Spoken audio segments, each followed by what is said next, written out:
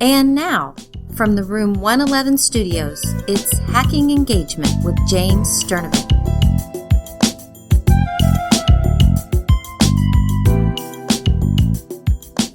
Well, hey there, listener. Welcome back to the Hacking Engagement podcast.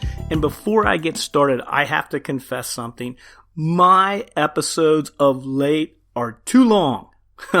You know, when I started this process, I was thinking, I want to go for about 15 minutes because I thought of my commute to school, and I'm sure many people have a similar type commute to school.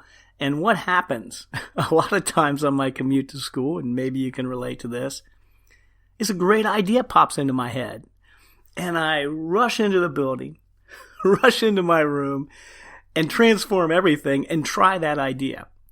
So if anybody gets an idea from the Hacking Engagement podcast on their drive to school and then does it that day, I'd love to hear from you. And maybe it's not just me that does that. I would love to hear from you. So shoot me an email, please. Now, I'm going to be very disappointed in the Hacking Engagement audience that teaches math, science, health PE, home economics, wood shop, automobile repair, if you turn this thing off because you don't think that context has a lot to do with your subject. I hear this from science teachers, math teachers, a lot. Well, you guys in English and history, you can do a lot of cool things that we can't. Well, last week I was doing some professional development in a wonderful little town in central Kentucky called Greensburg. And I was presenting to some high school and middle school teachers and some teachers from the Career Center. And I had a lot of shop teachers. I had a lot of math teachers. I had a lot of science teachers. I had a lot of PE, health teachers. And I really worked with them to show them the potential of some of the hacks that I promote. And they were very receptive. So when I start talking about context, you might think of historical context or literary context. Man, I'm going to tell you something. There is huge potential for a science teacher, for a math teacher, for anybody that teaches a process in this hack. You got it, man. You got to stick with me. Now, let me tell you a brief story about how this whole thing evolved. We make huge assumptions as educators that our students know context, have a clue of what we're talking about. I just did this little off-the-cuff assessment one time for some of my history students, and these were good students, and I just asked them, hey, do you know what decade World War II took place in? I was amazed by how many people got it wrong. 1950s, 1960s, geez, I don't know, 1970s. I got that answer from a pretty darned intelligent kid. So we make this huge assumption, it's 1940s by the way, we make this huge assumption that students have a clue what we're talking about sometimes. I was out back in my backyard and I was just chilling with my buddies. We have a little fire pit out there and we're sucking down some wine. We're talking some smack. And what took place was really interesting because a historical topic came up. And most times when a historical topic comes up, your humble narrator feels compelled to throw out my views. But this time I thought I would just sit back and just listen to my friends rap about this. And what happened next was interesting because these are really intelligent guys, but their historical context was all out of whack.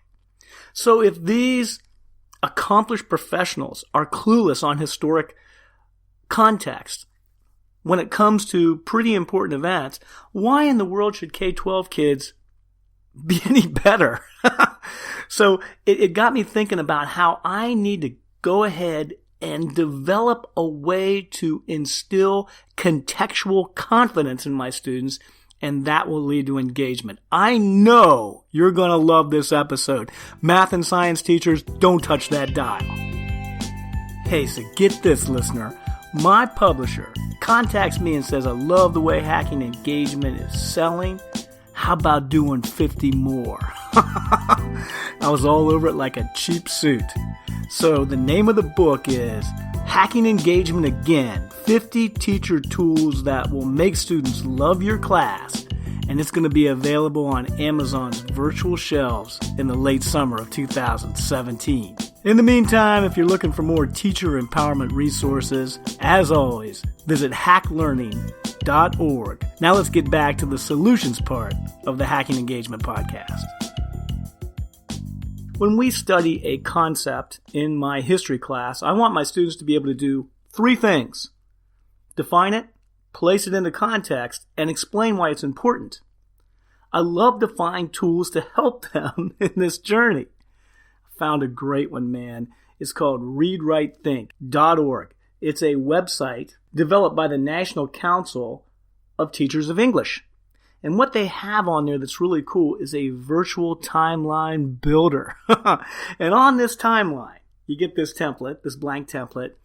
Kids can put events in a linear path from left to right.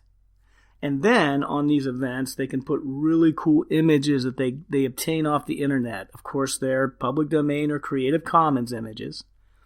And then under that, they can explain when it took place, give a time period, and then they can talk about why it's significant. So they can image, context, importance all on one stop along this really cool they're creating it, timeline, a virtual timeline that they build. Now check this out, science teachers, or shop teachers, or health and PE teachers. You can create a timeline which represents the steps of a process. How about the scientific method, teachers? How about having your students create a virtual timeline which represents the steps of the scientific process? It doesn't have to be a timeline. It can just be the steps of a process. And your kids could do the same thing. They could find images. They could say step 1 for when it took place, step 2, step 3, step 4, and then they could explain why that step is important. I had a teacher last week at my professional development ask me about, how can I make teaching kids about table saw safety engaging? What about having them create a virtual timeline about table saw safety? Wouldn't that be cool? So here's what I did. I'm embarking on this unit on Chinese history, 20th century Chinese history. Baby, is that significant. That's so important, and our kids know squat about Chinese history. So it's really an obscure topic to many of them. And I thought, geez, I want to talk about the Boxer Rebellion. I want to talk about the rape of Nanking. I want to talk about China in World War II. I want to talk about the Communist Revolution. I want to talk about Mao Zedong. I want to talk about the Great Leap Forward. I want to talk about the Cultural Revolution. These kids don't know anything about any of this stuff. So before I even started the unit, I directed students to the ReadWriteThink website. And I said, the starting point, point A on your timeline, should be 1899, Boxer Rebellion.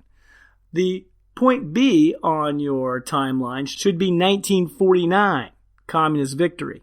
I want you to start researching. Determine which events between 1899 and 1949 you think are the most important, and place them in the appropriate place on the timeline with an image, with a time, and explain why it's important. Man, they dove right in. And I'm telling you, they didn't know anything about this stuff before we did this activity.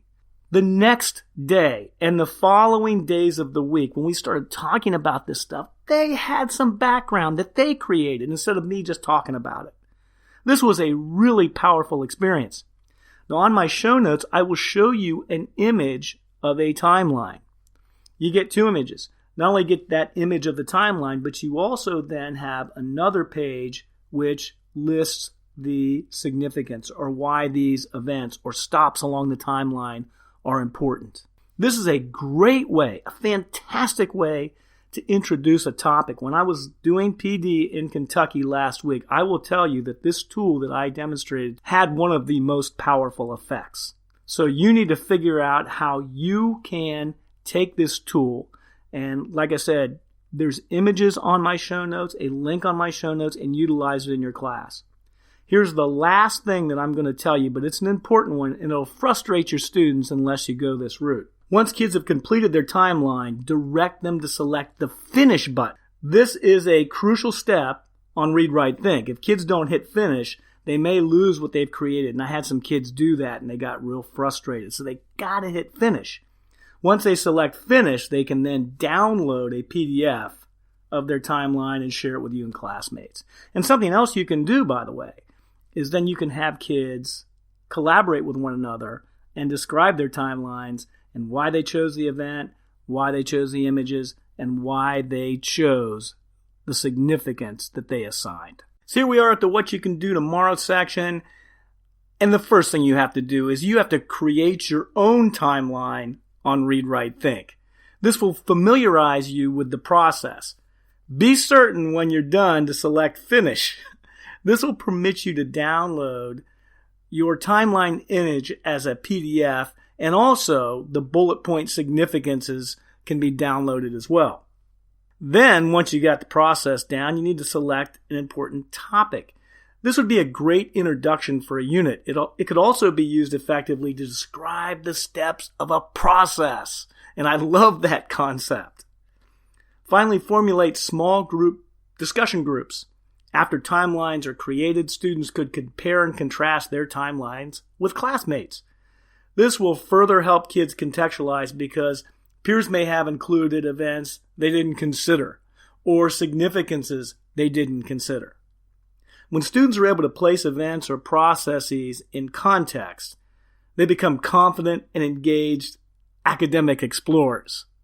Now, hopefully somebody is listening to this on the way to school and they just go in and they just trash their lesson plan and give this a try. And if you do that, please let me know about it. Good luck tomorrow engaging your students.